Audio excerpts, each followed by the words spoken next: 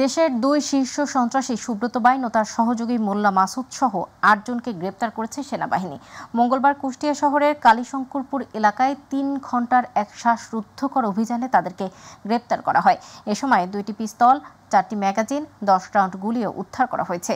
এর আগে সেনাবাহিনীর ২৪ সদস্যদের একটি দল বাসাটি ঘিরে রাখে। দুজনকেই ঢাকায় নিয়ে আসা হচ্ছে। গ্রেপ্তারের বিষয়টি গণমাধ্যমকে নিশ্চিত করেছে আন্তঃবাহিনী গণসংযোগ পরিদপ্তর আইএসপিআর। ২০০১ সালের ২৫ ডিসেম্বর যে ২৩ শীর্ষ সন্ত্রাসীর নাম তৎকালীন বিএনপি জামাত সরকার ঘোষণা করেছিল তাদের অন্যতম ছিলেন সুব্রত বাইন। তার নামে এখনও ইন্টারপোলের রেড নোটিশ জারি রয়েছে। তাকে ধরিয়ে দিতে তখন স্বরাষ্ট্র মন্ত্রণালয় পুরস্কার ঘোষণা করেছিল। এই তালিকায় সুব্রত বাইনের সহযোগী মোল্লা মাসুদও ছিলেন। রাজশাহীতে অনুষ্ঠিত হয়েছে নবীন রিক্রুট ১৪তম ব্যাচ ডেপুটি জেলার এবং ৬২তম ব্যাচ কারারক্ষী প্রশিক্ষণ কোর্সের সমাপনী কুচকাওয়াজ। সকালে প্রশিক্ষণ কোর্সের এই সমাপনী অনুষ্ঠানে যোগ দেন স্বরাষ্ট্র উপদেষ্টা অবসরপ্রাপ্ত লেফটেন্যান্ট জেনারেল জাহাঙ্গীর আলম চৌধুরী।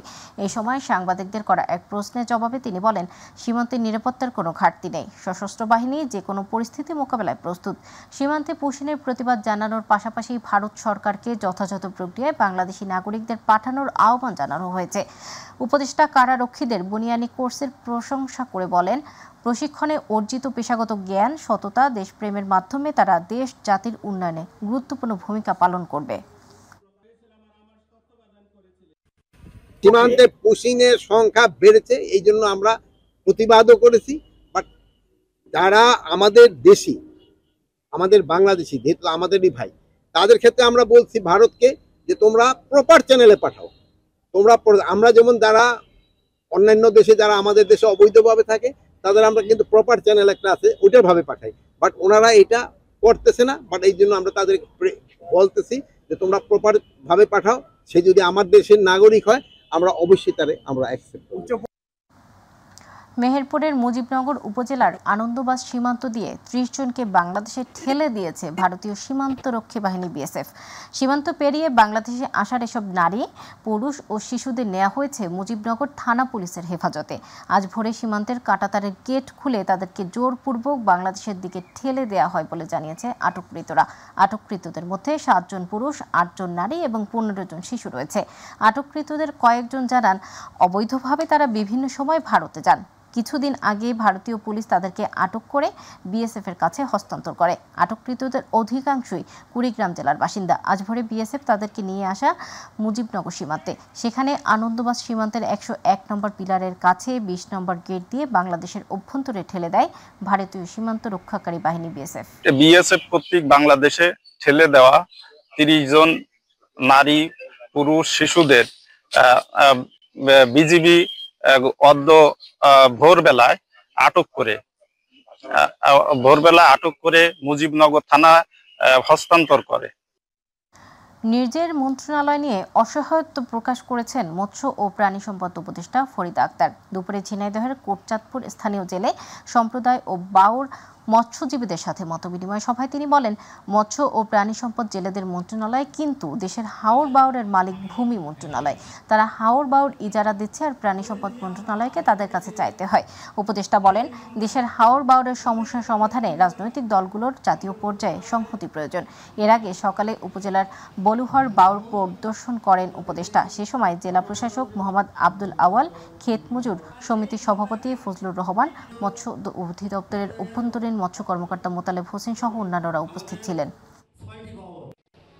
আমাদের এটা একটা অন্তর্বর্তীকালীন সরকার, এটা আপনাদের মাথায় রাখতে হবে।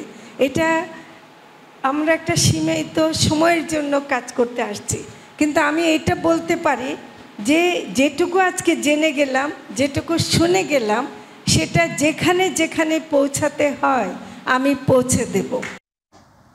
মানিকগঞ্জে হত্যা ও ভাঙচুর মামলায় নিয়মিত হাজিরা শেষে সাবেক এমপি ও কণ্ঠশিল্পী মমতাজ বেগমকে ৬ দিনের রিমান্ডে পাঠিয়েছেন আদালত। দুপুরে মানিকগঞ্জ অতিরিক্ত চিফ জুডিশিয়াল ম্যাজিস্ট্রেট আদালতের বিচারক সাদবির ইয়াসিন আহসান চৌধুরীর এজলাসে হাজির করা হলে বিচারক ৬ দিনের রিমান্ডে আদেশ দেন। এই সময় আদালত প্রাঙ্গণে জড়ো হওয়া বিএনপি ও সহযোগী সংগঠনের নেতাকর্মীরা মমতাজ বেগমের শাস্তির দাবিতে স্লোগান দেন এবং তাকে পুলিশের প্রিজন ভ্যানে তোলার সময় ডিম নিক্ষেপ করে।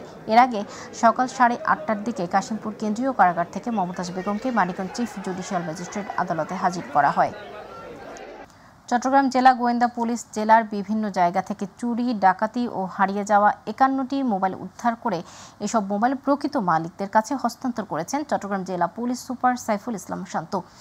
এসব মোবাইল ব্যবহারকারীদের অনলাইন ও ব্যবহৃত মোবাইল ক্রয় করার ক্ষেত্রে সতর্কতা অবলম্বন করার অনুরোধ জানায় তিনি। দুপুরে নগরীর জেলা পুলিশ সুপার কার্যালয়ে এ বিষয়ে আয়োজিত এক সংবাদ সম্মেলনে জেলা গোয়েন্দা ও শিল্পাঞ্চলের অতিরিক্ত পুলিশ সুপার মোহাম্মদ রাসেল জানান, জেলার 17টি থানা এলাকার মোবাইল হারানো জিডি পর্যালোচনা করে চট্টগ্রাম সহ দেশের বিভিন্ন জেলা হতে 51টি অ্যান্ড্রয়েড মোবাইল ফোন উদ্ধার করা হয়েছে। প্রকৃত মালিকদের তাদের হারিয়ে যাওয়া মোবাইল ফোন হস্তান্তরের জন্য আজকের এই আয়োজন। মোবাইল ফোনগুলো প্রকৃত মালিকগণ যারা আছেন তারা পেয়ে এবং খবর পেয়ে অত্যন্ত আনন্দিত হন এবং জেলা পুলিশের প্রতি গভীর ধন্যবাদ এবং কৃতজ্ঞতা জ্ঞাপন করেন।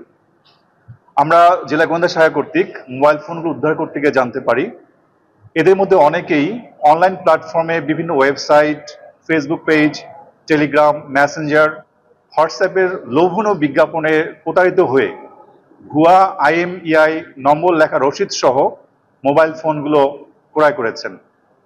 এক্ষেত্রে আপনাদের মাধ্যমে আমরা সাধারণ জনগণকে সচেতন করার জন্য বলছি, মোবাইল ক্রয় করার সময় অবশ্যই অফিসিয়াল শোরুম অথবা ভেরিফাইড যে মোবাইল মার্কেটগুলো বা শপগুলো রয়েছে সেখান থেকে আপনারা মোবাইলগুলো ক্রয় করতে পারেন। বাংলাদেশ সি অ্যাফেয়ার্স ইউনিয়নের অনির্বাচিত মেয়াদোত্তীর্ণ অবৈধ স্বৈরাচারী কমিটি বিলুপ্ত ঘোষণা এবং সকল নাবিকদের সদস্যভুক্ত করে সুষ্ঠু নিরপেক্ষ নির্বাচনের দাবিতে চট্টগ্রামে প্রেস ব্রিফিং, মানববন্ধন এবং বিক্ষোভ সমাবেশ করেছে বাংলাদেশের সমুদ্রগামী জাহাজের নাবিকরা। দুপুরে নগরীর আগ্রাবাদস্থ নৌ পরিবহন অধিদপ্তর সরকারি সমুদ্র পরিবহন অফিসের সামনে আয়োজিত বিক্ষোভ সমাবেশে বক্তব্য রাখেন national maritime institution alumni association এর সভাপতি মেরিন ইঞ্জিনিয়ার মোহাম্মদ সাইফুল ইসলাম, মোহাম্মদ মহিবুল ইসলাম ও সিয়াম শরীফ এবং আবুল কালাম আজাদ সহ অন্যান্য নাবিকগণ। এ সময় নাবিকগণরা তাদের দাবি না মানা হলে দ্রুতই আমরণ অনশনের হুঁশিয়ারি দেন।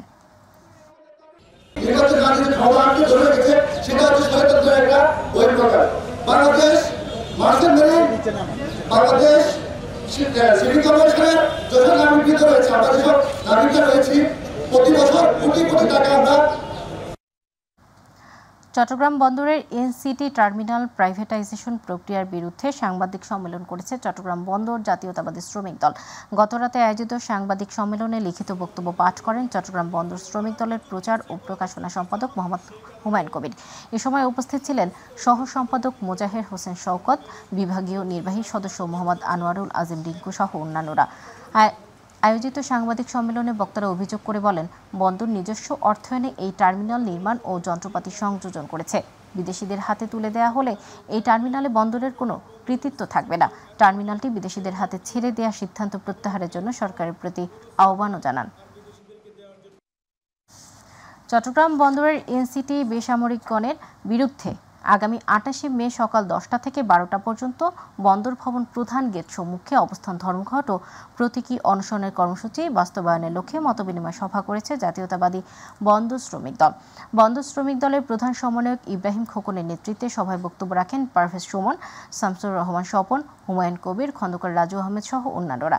এ সময় বক্তারা ডাক বন্দর অঞ্চলের সকল শ্রমিক ও কর্মচারীদের উপস্থিত থেকে কর্মসূচি সফল করার আহ্বান জানান। জামালপুরে 3 ঘন্টা রাস্তা অবরোধের পর স্বাভাবিক হয়েছে যানবাহন চলাচল। সকাল 11টা থেকে বাস টার্মিনালের সামনের সড়ক অবরোধ করে রাখে জেলার বাস চালকরা। এতে জামালপুর টাঙ্গাইল মহাসড়কে ছোট বড় ও সকল দূরপাল্লার যানবাহন চলাচল বন্ধ হয়ে যায় এবং সৃষ্টি হয় যাত্রী দুর্ভোগ।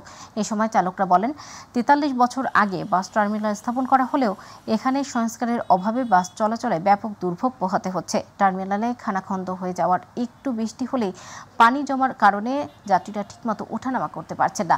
পরে দুপুর 2টায় জেলা পরিষদের প্রধান নির্বাহী কর্মকর্তা সরকার আব্দুল্লাহ আল মামুন বাবুর যত দ্রুত সম্ভব প্রাথমিক সংস্কার করবে এবং আশ্বাসে অবরোধ প্রত্যাহার করে বাস চালকরা। আপনার প্রকল্প বরাদ্দ করার জন্য আমরা ভবিষ্যতে কিন্তু আমরা গ্র্যাজুয়ালি আমরা পুরো ইয়েটাই আমরা আমাদের 24 কোটি টাকার প্ল্যান আছে আমাদের এই বাস টার্মিনাল নিয়ে। আমরা এই বছরকে 80 লক্ষ টাকা দিয়েছি। পরে আমরা গ্র্যাজুয়ালি পুরো ইয়েটাই বাস টার্মিনালটা আমরা প্ল্যাটফর্ম যেটা সেটা আপাতত আমরা করে দিব। দিনাজপুরের পার্বতীপুরে উপজেলায় প্রতিনিয়তই চুরি হচ্ছে বিভিন্ন সরকারি প্রাথমিক বিদ্যালয়ের মালামাল। বিদ্যালয়গুলোতে নিরাপত্তায় নিয়োজিত প্রহরী থাকলেও গত কয়েক মাসে উপজেলার প্রায় অর্ধশত প্রাথমিক বিদ্যালয়ে ঘটেছে এ ঘটনা। তবে সরকারি মালামাল খোয়া গেলেও এসব ঘটনায় এখন পর্যন্ত কোনো প্রকার আইনি ব্যবস্থা নেয়নি বিদ্যালয় কর্তৃপক্ষ। প্রতিনিধি আব্দুল্লাহ আল মামুনের পাঠানো তথ্যচিত্রে বিস্তারিত জানাচ্ছেন জুবাইর রহমান। 10 ইউনিয়ন ও পৌরসভা নিয়ে গঠিত দিনাজপুরের পার্বতীপুর উপজেলার মোট সরকারি প্রাথমিক বিদ্যালয়ের সংখ্যা 206টি। এর মধ্যে বিদ্যালয় রক্ষণাবেক্ষণের পাশাপাশি দাপ্তরিক কাজে সহযোগিতার জন্য বিভিন্ন সময়ে 98 বিদ্যালয়ে দপ্তরি কাম প্রহরী পদে নিয়োগ করা হয়েছে। তাদের দায়িত্বে অবহেলার কারণে প্রতিনিয়তই চুরির মতো ঘটনা ঘটছে বিদ্যালয়গুলোতে। সম্প্রতি দপ্তরি কাম প্রহরী থাকলেও উপজেলার 36টি প্রাথমিক বিদ্যালয়ে ঘটে চুরির ঘটনা। চুরি হওয়া বিদ্যালয়ের মধ্যে স্টার মডেল, আদর্শ, হলদিবাড়ি, নওদাপাড়া, মনমতপুর, দক্ষিণপাড়া ও কালুপাড়া সরকারি প্রাথমিক বিদ্যালয় অন্যতম।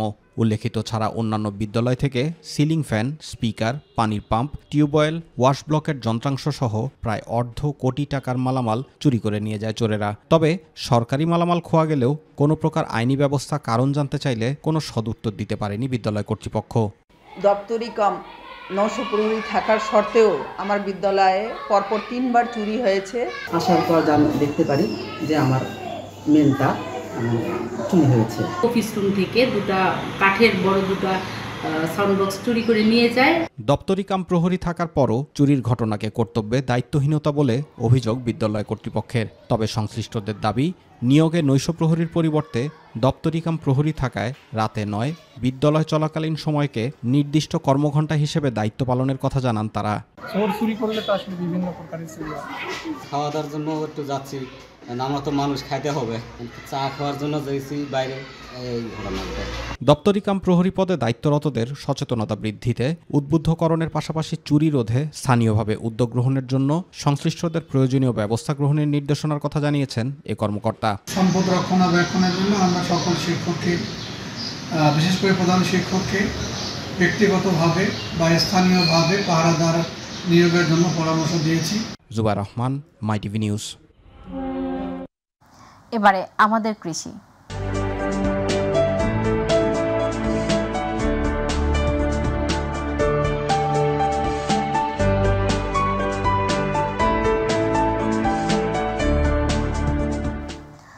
যশোর অঞ্চলে টেকসই কৃষি সম্প্রসারণ প্রকল্পের আওতায় মাগুরায় 3 দিনব্যাপী কৃষি প্রযুক্তি মেলা শুরু হয়েছে।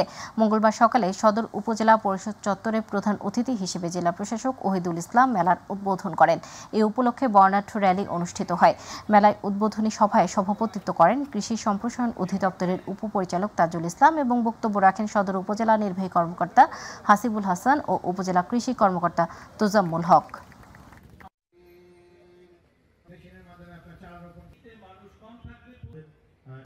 যশোরের প্রধান ডাকঘর থেকে নাইট গার্ড রবিউল ইসলামের মরদেহ উদ্ধার করেছে পুলিশ।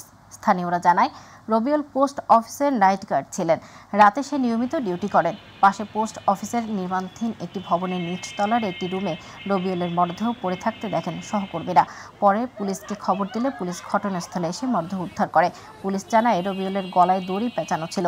দেখে মনে হচ্ছে ঝুলে আত্মহত্যা করেছে, তবে ওই রশি ছিঁড়ে পড়ে গেছে। এতে তার মাথাও ফেটে গেছে। তবে এটি হত্যা না আত্মহত্যা ময়নাতদন্ত ছাড়া বলা সম্ভব নয় বলে পুলিশ আরও জানায়।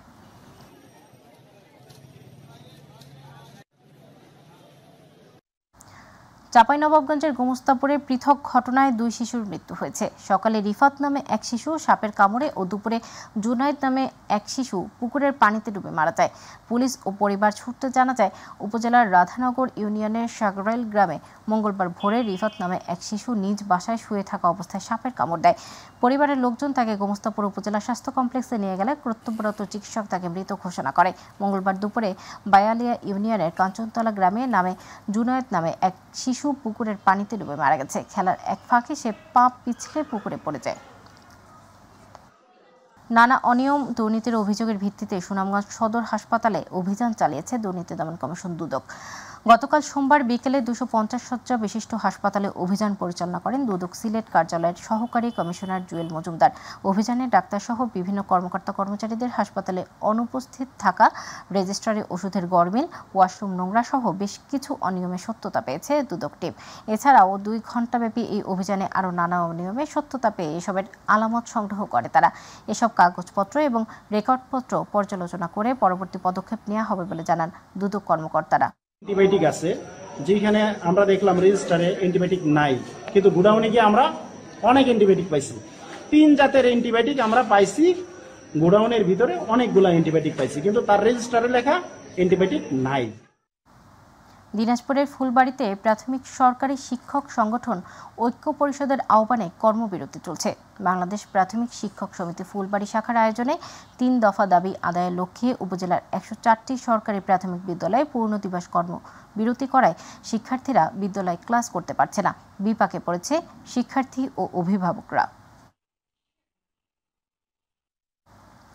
মাদারীপুরের শিবচরে প্রতিপক্ষের হামলায় আহত যুবক ইবনে সামাদ চিকিৎসাধীন অবস্থায় মারা গেছেন।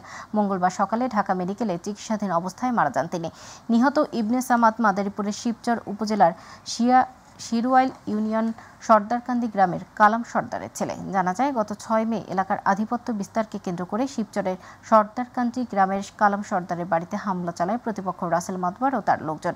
এ সময় 2 পক্ষের সংঘর্ষে কালাম সর্দার ও তার ছেলে ইবনে সামাদ সহ আহত হয় 8 জন। তাদেরকে উদ্ধার করে প্রথমে শিবচর উপজেলা স্বাস্থ্য কমপ্লেক্সে ভর্তি করা হয়। পরে অবস্থার অবনতি হলে ইবনে সামাদকে পাঠানো হয় ঢাকা মেডিকেলে। সেখানে 21 দিন চিকিৎসাধীন থাকার পর মঙ্গলবার সকালে মারা যায় সে।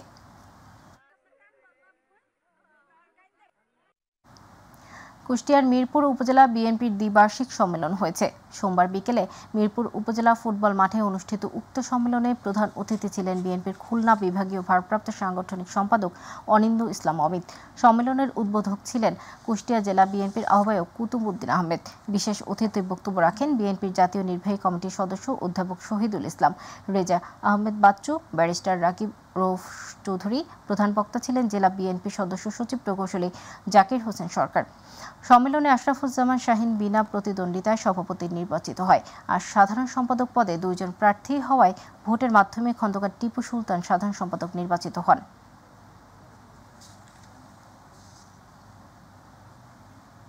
অন্তর্বর্তীকালীন সরকারের কাছে প্রত্যাশা ছিল দ্রুততম সময়ের মধ্যে অপরিহার্য সংস্কারগুলো শেষ করে তারা একটি নির্বাচনের ব্যবস্থা করবেন, কিন্তু দুর্ভাগ্য আমাদের 8 মাস পার হয়ে গেল, কিন্তু সংস্কার গতি পায়নি। বরিশালের আগৈলঝাড়ায় 3 দিন ব্যাপী ভূমি মেলা সমাপ্ত হয়েছে। ভূমি অফিস ও উপজেলা প্রশাসনের উদ্যোগে এ উপলক্ষে উপজেলা চত্বর থেকে বর্ণাঢ্য র্যালি বের হয়ে বিভিন্ন সড়ক প্রদক্ষিণ করে। র্যালি শেষে ভূমি অফিস মিলনায়তনে উপজেলা সহকারী কমিশনার ভূমি উম্মে ইমামা বানিনের সভাপতিত্বে আলোচনা সভায় প্রধান অতিথি ছিলেন উপজেলা নির্বাহী অফিসার ফারিহা তানজিন। বক্তব্য রাখেন উপজেলা সমাজ সেবা কর্মকর্তা সুশান্ত বালা, উপজেলা কৃষি কর্মকর্তা পীযূষ রায়, উপজেলা শিক্ষা অফিসার আমজাদ হোসেন সহ আরও অন্যান্যরা। ঢাকার কেরানীগঞ্জে ভূমি সপ্তাহ উপলক্ষে কুইজ প্রতিযোগিতা ও পুরস্কার বিতরণী অনুষ্ঠান অনুষ্ঠিত হয়েছে। গতকাল বিকেলে উপজেলার মাধ্যমিক বিদ্যালয়ের শিক্ষার্থীদের অংশগ্রহণে উপজেলা অডিটোরিয়ামে প্রতিযোগিতা পুরস্কার বিতরণ অনুষ্ঠিত হয়। জনসাধারণের মাঝে ভূমি সংক্রান্ত সচেতনতা বৃদ্ধি, ডিজিটাল ভূমি সেবা সম্পর্কে ধারণা দেওয়া এবং ভূমি সংক্রান্ত জটিলতা কমানোর লক্ষ্যে এই প্রতিযোগিতার আয়োজন করে উপজেলা রাজস্ব প্রশাসন। উপজেলা নির্বাহী অফিসার রিনাত ফৌজিয়ার পক্ষে বিদায়ীদের হাতে পুরস্কার তুলে দেন কেরানীগঞ্জ মডেল থানার সহকারী কমিশনার ভূমি ও নির্বাহী ম্যাজিস্ট্রেট জান্নাতুল মাওয়া এবং দক্ষিণের সহকারী কমিশনার ও নির্বাহী ম্যাজিস্ট্রেট শেখ আব্দুল্লাহ আল মামুন। সিরাজগঞ্জের চৌহালিতে ভূমি মেলা উদযাপন উপলক্ষে কুইজ প্রতিযোগিতায় বিজয়ীদের পুরস্কার বিতরণ করা হয়েছে। মঙ্গলবার সকালে উপজেলা পরিষদ হলরুমে উপজেলা নির্বাহী অফিসার মোহাম্মদ মুস্তাফিজুর রহমানের সভাপতিত্বে এর উপস্থিত ছিলেন মোহাম্মদ উজ্জ্বল ভূঁইয়া, অভিভাবক, শিক্ষার্থী, সাংবাদিক প্রমুখ। যশোরের মনিরামপুরে ফসলি জমি বিল রক্ষা, অবৈধভাবে স্থাপিত মৎস্যঘের অপসারণ ও পানি নিষ্কাশনের সঠিক ব্যবস্থার দাবিতে কৃষক সমাবেশ করেছেন জমির মালিক ও ক্ষতিগ্রস্ত কৃষকরা। সোমবার বিকেল 4টার সময় উপজেলার ঠাকুরিয়া ইউনিয়নের ভবানীপুর সরকারি প্রাথমিক বিদ্যালয় মাঠে এই কৃষক সমাবেশে বক্তব্য রাখেন মাস্টার নুরুল ইসলাম, কৃষক সাইফুল ইসলাম সহ বিভিন্ন গ্রামের হাজার হাজার কৃষকের একমাত্র সম্বল কোচ বিল। এক শ্রেণীর অসাধুরা একের পর এক ফসলি জমি নষ্ট করে ঘের তৈরি করে চলেছে। কৃষকরা জমিতে চাষ করে শুধু ক্ষতিগ্রস্ত হচ্ছেন। লক্ষ্মীপুর জেলা প্রশাসন বর্ষা মৌসুমের আগেই জলাবদ্ধতা নিরসনে ও খালের পানি প্রবাহে প্রতিবন্ধকতা অপসারণে অভিযান চালিয়েছে। গতকাল দিনব্যাপী অভিযানে সদর উপজেলার রসুলগঞ্জ বাজারে খালের উপর নির্মিত অবৈধ স্থাপনা উচ্ছেদ করা হয়। পুলিশ ও সেনাবাহিনীকে সঙ্গে নিয়ে এই অভিযান চালান জেলা প্রশাসনের সহকারী কমিশনার ও নির্বাহী ম্যাজিস্ট্রেট মুজিবুর রহমান। নির্বাহী ম্যাজিস্ট্রেট মুজিবুর রহমান বলেন, অবৈধ স্থাপনা সরিয়ে নেয়ার জন্য নোটিশ দেওয়া হয়েছিল, কিন্তু কেউ তা সরায়নি। এজন্য আইনি ব্যবস্থা নেওয়া হয়েছে। উচ্ছেদ করা হয়েছে খাল ও সরকারি জমিতে থাকা 21টি দোকানঘর। অভিযান চালিয়ে 20% জমি উদ্ধার হয়। উদ্ধারকৃত জমির বাজার মূল্য প্রায় 1.5 কোটি টাকা। নড়াইল ও লোহাগড়ায় র্যালি, আলোচনা সভা ও বেলুন উড়িয়ে 3 দিনব্যাপী ভূমি মেলার উদ্বোধন করা হয়েছে। জেলা প্রশাসকের অফিস ও লোহাগড়া ভূমি অফিস চত্বরে অবস্থিত মেলা চত্বর থেকে একটি র্যালি বের হয়ে শহরের প্রধান সড়ক প্রদক্ষিণ পুনরায় মেলা চত্বরে এসে বেলুন উড়িয়ে ও ফিতা কেটে মেলার উদ্বোধন করেন জেলা প্রশাসক শারমিন আক্তার জাহান এবং লোহাগড়ায় উপজেলা নির্বাহী অফিসার মোহাম্মদ আবু রিয়াদ। এ সময় অতিথিবৃন্দ জেলা প্রশাসক বিভিন্ন স্টল পরিদর্শন করেন। এ সময় ভূমি অধিগ্রহণের 2টি চেক ক্ষতিগ্রস্ত পরিবারের হাতে তুলে দেন। পরে জেলা প্রশাসকের সম্মেলন কক্ষে জনসচেতনতামূলক সভা হয়। সিরাজগঞ্জের বেলকুচিতে 32 জন সুফলভোগী জেলেদের মাঝে বকনা বাছুর বিতরণ করা হয়েছে। সোমবার বিকেলে উপজেলা পরিষদ চত্বরে ইলিশ সম্পদ উন্নয়ন এবং ব্যবস্থাপনা প্রকল্পের আওতায় বিকল্প কর্মসংস্থান সৃষ্টির লক্ষ্যে এই আয়োজন করে উপজেলা মৎস্য দপ্তর।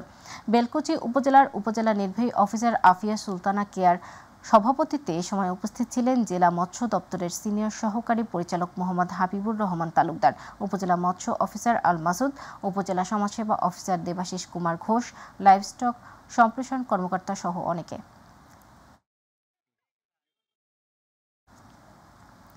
লক্ষ্মীপুরে জুলাই গণ অভ্যুত্থানে আহত 286 জন পেলেন 2,86,00,000 টাকা। সোমবার বিকেলে জেলা প্রশাসনের আয়োজনে সদর উপজেলা পরিষদের হলরুমে তাদের প্রত্যেককে 1 লাখ টাকা করে আর্থিক অনুদানের চেক হস্তান্তর করা হয়।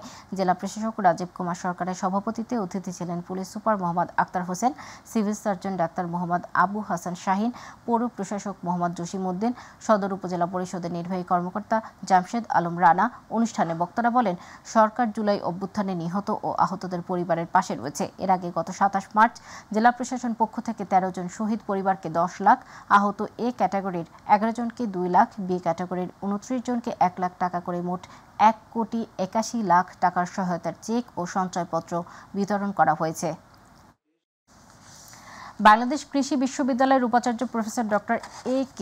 ফজলুল হক ভূঁইয়া বলেছেন, দেশীয় জাতের কৃষি পণ্যের গুণগত মান বজায় রেখে চাহিদা মোতাবেক উৎপাদন বৃদ্ধি করে দেশের স্বার্থে কৃষি গবেষণাকে বিশ্বের দরবারে পৌঁছে দিতে হবে। তাই বিজ্ঞানীদের সঠিকভাবে দায়িত্ব পালন করতে হবে। সকালে বাংলাদেশ পরমাণু কৃষি গবেষণা ইনস্টিটিউট সভাকক্ষে 5 দিনব্যাপী বিনার বার্ষিক গবেষণা পর্যালোচনা কর্মশালার উদ্বোধনী অনুষ্ঠানে প্রধান অতিথির বক্তব্যে তিনি এসব কথা বলেন। বিনার মহাপরিচালক ডক্টর আবুল কালাম আজাদের সভাপতিত্বে কর্মশালায় বক্তব্য রাখেন বাকরইবির ছাত্র বিষয়ক উপদেষ্টা প্রফেসর ডক্টর মোহাম্মদ শহীদুল হক, বিনার পরিচালক ডক্টর শফিকুল হক ভূঁইয়া, ডক্টর হোসেন আলী। বাগেরহাটে নতুন ভবনে সোনালী ব্যাংক কচুয়া উপজেলা শাখার কার্যক্রম শুরু হয়েছে। উপজেলা সদরের মুক্তিযোদ্ধা কমপ্লেক্সের এই শাখার উদ্বোধন করেন সোনালী ব্যাংক খুলনার জেনারেল ম্যানেজার মীর হাসান মোহাম্মদ জাহিদ। উপমহাব্যবস্থাপক সুকুমার রায়ের সভাপতিত্বে উদ্বোধনী অনুষ্ঠানে কচুয়া উপজেলা নির্বাহী কর্মকর্তা KM আবু নওশাদ, ব্যাংকের বরিশাল এলাকার মহাব্যবস্থাপক গোপাল চন্দ্র গোলদার, সহকারী মহাব্যবস্থাপক সনদ কুমার পাল, জেলা বিএনপি নেতা খান মনিরুল ইসলাম, সোনালী ব্যাংক কচুয়া শাখার ব্যবস্থাপক মোহাম্মদ আবু বকর সিদ্দিক সহ ব্যাংকের কর্মকর্তা ও গ্রাহকরা উপস্থিত ছিলেন।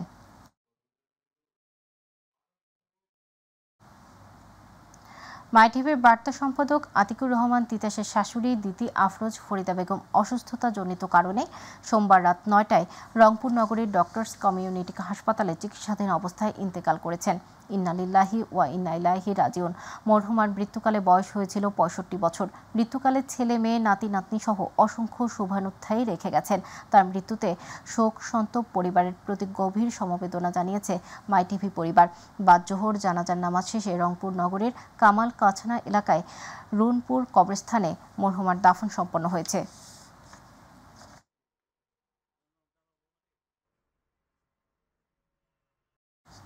মুন্সিগঞ্জের গজারিয়ায় সহকারী কমিশনার ভূমি মামুন শরীফের বহিষ্কার ও বিচারের দাবিতে বিক্ষোভ মিছিল ও মানববন্ধন করেছে উপজেলাবাসী। সকালে ঢাকা চট্টগ্রাম মহাসড়কের ভবেরচর বাসস্ট্যান্ড এলাকায় গজারিয়া উপজেলার সর্বস্তরের জনগণের ব্যানারে এই মানববন্ধন ও বিক্ষোভ মিছিল হয়। বিক্ষোভ মিছিল ও মানববন্ধন থেকে এলাকাবাসীরা জানান, সহকারী কমিশনার ভূমি মামুন শরীফ দায়িত্ব গ্রহণের পর থেকে সেবা প্রত্যাশীদের সঙ্গে দুর্ব্যবহার, অনিয়ম ও হয়রানি করে আসছিলেন। এ নিয়ে বিভিন্ন সময় অভিযোগ করলেও কোনো সুরাহা হয়নি। বক্তারা আরও বলেন, উপজেলার ভূমি অফিসে সেবা গ্রহীতারা নিয়মিত ভোগান্তি শিকার হচ্ছেন। সাধারণ মানুষের ন্যায্য অধিকার থেকে বঞ্চিত করার প্রতিবাদেই তারা এই কর্মসূচি পালন করেছেন। অবিলম্বে মামুন শরীফকে অপসারণ করে তার বিরুদ্ধে বিভাগীয় তদন্ত ও শাস্তির দাবি জানান তারা। বরিশালের গৌরনদী উপজেলা আইন শৃঙ্খলা কমিটির সভা উপজেলা পরিষদ হলরুমে অনুষ্ঠিত হয়েছে। উপজেলা প্রশাসনের আয়োজনে সকালে উপজেলা নির্বাহী অফিসার ও পৌরসভার প্রশাসক রিফাত আরা মৌরির সভাপতিত্বে বক্তব্য রাখেন উপজেলা সহকারী কমিশনার ভূমি মোহাম্মদ রাজীব হোসেন, উপজেলা প্রাণী সম্পদ কর্মকর্তা ডাক্তার পলাশ দাস, মডেল থানার ওসি মোহাম্মদ ইউনুস মিয়া, হাইওয়ে থানার ওসি মোহাম্মদ আমিনুর রহমান, গৌরনদী প্রেস ক্লাবের আহ্বায়ক ও মাইটিভির প্রতিনিধি মোহাম্মদ গিয়াসউদ্দিন মিয়া, বিআরডিবির সাবেক চেয়ারম্যান জহুরুল ইসলাম জহির, পৌর জামায়াতের আমির মাওলানা হাফিজুর রহমান সহ অন্যান্য কর্মকর্তা, শিক্ষক ও জনপ্রতিনিধিবৃন্দ। উদ্যোক্তা শক্তি, আগামীর বাংলাদেশ, এইসব সাহসী মানুষদের একসাথে আনতে অতিথি.com নিয়ে এসেছে উদ্যোক্তা সম্মেলন 2025-এর আলোচনা সভা। গতরাতে চট্টগ্রাম নগরীর আগ্রাবাদস্থ একটি কনভেনশন সেন্টারে আয়োজিত সভায় লায়ন মঞ্জুর মোর্শেদের সভাপতিত্বে এ সময় বক্তব্য রাখেন মানবাধিকার সংস্থা ফিলাপের প্রতিষ্ঠাতা chairman lion Saiful Islam Sohel, lion Afia Konok, পরিচালক প্রশাসন সাবেক DC food lion doctor Sirajul Islam, পরিচালক সাবেক এসপি নবী মৃধা এবং চট্টগ্রাম মাইটিভির ব্যুরো প্রধান মোহাম্মদ নুরুল কবির সহ আরও অন্যান্যরা। পবিত্র ঈদুল আজহা উদযাপন উপলক্ষে দিনাজপুরের ফুলবাড়িতে অতি দরিদ্র, অসহায় ও দুস্থ পরিবারের মাঝে VGF চাল বিতরণ করা হয়েছে। দুর্যোগ ব্যবস্থাপনা অধিদপ্তরের বাস্তবায়নে খয়েরবাড়ি ইউনিয়ন পরিষদে 10 কেজি করে চাল 2080 জন দুস্থ পরিবারের মাঝে বিতরণ করেন প্যানেল চেয়ারম্যান শামীম হোসেন ও ট্যাগ অফিসার উপ সহকারী কৃষি অফিসার জাকির হোসেন উপস্থিত ছিলেন। নড়াইলের লোহাগাড়া উপজেলার মল্লিকপুর ইউনিয়নের দুস্থ মহিলাদের মাঝে VGBর চাল বিতরণ করা হয়েছে। ইউনিয়নের 257 জন মহিলাদের মাঝে 150 কেজি করে চাল বিতরণ করা হয়। এ সময় উপজেলা মহিলা বিষয়ক কর্মকর্তা শিরিনা খাতুন, অফিস সহকারী, ইউনিয়ন মেম্বার ও সচিব উপস্থিত ছিলেন।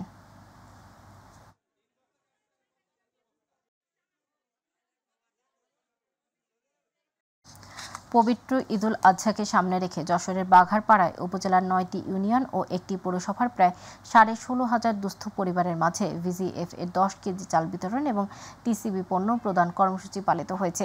এ সময় উপস্থিত ছিলেন Johurpur UP chairman Asaduzzaman Mintu, Bondhobilia chairman Sobdul Hossain Khan, Jamdia chairman Ariful Islam Tibbat সহ ইউপি সদস্য ও গণ্যমান্য ব্যক্তিবর্গ। ঘাটাইলে বাংলাদেশের প্রান্তিক পেশাজীবী জনগোষ্ঠীর জীবনমান উন্নয়ন প্রকল্পের অবহিতকরণ সেমিনার হয়েছে। ঘাটাইল উপজেলা প্রশাসন ও সমাজসেবা কার্যালয়ের আয়োজনে সকাল 11টায় উপজেলা পরিষদ সভাকক্ষে এই সেমিনার হয়।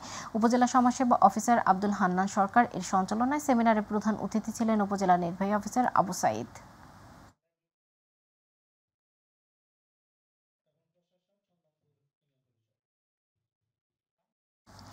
রংপুরের পীরগঞ্জে সমতল ভূমিতে বসবাসরত অনাগ্রসর ক্ষুদ্র নৃগোষ্ঠীর আর্থসামাজিক ও জীবনমান উন্নয়নের লক্ষ্যে সমন্বিত প্রাণী সম্পদ উন্নয়ন প্রকল্পের আওতায় 75 জন সুফলভোগীদের মাঝে বকনা গরু বিতরণ হয়েছে। দুপুরে উপজেলার প্রাণী সম্পদ অফিসের আয়োজনে প্রাণী সম্পদ অফিস চত্বরে এসব বকনা গরু বিতরণ অনুষ্ঠিত হয়। এ সময় উপস্থিত ছিলেন উপজেলা নির্বাহী অফিসার খাদিজা বেগম, উপজেলা প্রাণী সম্পদ কর্মকর্তা ফজলুল কবির সহ আরও অনেকে এ সময় উপস্থিত ছিলেন।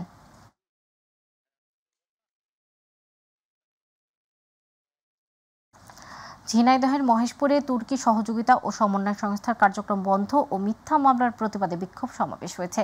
সকালে উপজেলার শিশুতলা বাজার বাসস্ট্যান্ড এ প্রতিবাদ সমাবেশ হয়। বক্তারা অভিযোগ করেন, আন্তর্জাতিক উন্নয়ন সংস্থা টিকা দীর্ঘদিন ধরে এলাকায় অসহায় ও দরিদ্র মানুষের জীবনমান উন্নয়নে কাজ করছে, কিন্তু এই কার্যক্রমের সুযোগ নিয়ে ফতেহপুর গ্রামের আবুল কালাম আজাদের ছেলে আলামিন ইমন সাধারণ মানুষের সঙ্গে প্রতারণা করছেন। প্রতিবাদ করলে সাধারণ মানুষকে মিথ্যা মামলা ও হামলার শিকার শিকার হতে হচ্ছে বলে অভিযোগ করেন তারা।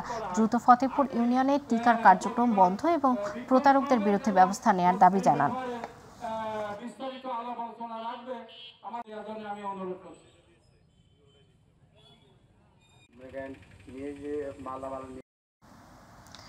প্রান্তিক পেশাজীবী জনগোষ্ঠীর জীবনমান উন্নয়ন প্রকল্পের অবহিতকরণ এক সেমিনার হয়েছে। সোমবার বিকেলে জেলা প্রশাসকের সম্মেলন কক্ষে জেলা প্রশাসন ও জেলা সমাজসেবা কার্যালয়ে এর আয়োজন করে।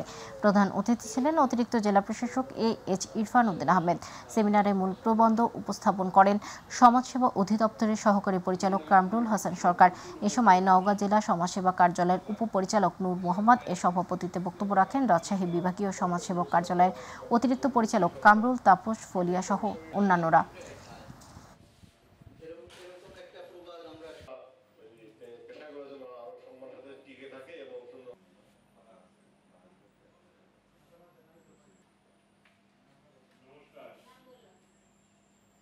উপজেলা সমস্যা